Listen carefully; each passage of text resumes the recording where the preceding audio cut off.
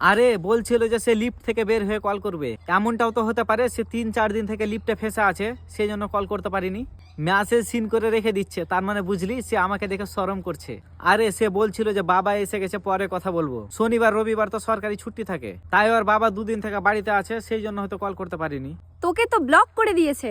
Block কেনা করেছে আমাকে, তুই বুঝতে পারলি না?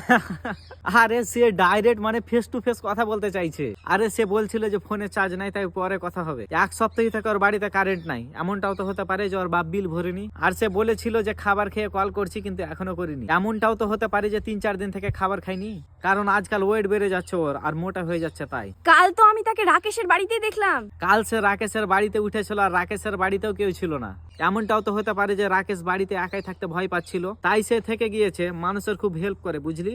আর জানিস তোর বন্ধু আছে না অয়ন, ওর সাথে ওই রাতে 3 দিন আগে কারে করে ঘুরে বেড়াচ্ছিল।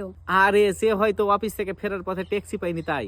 আজকে আবার আব্দুল্লাহর সাথে বিয়ে করে নিচ্ছে সে।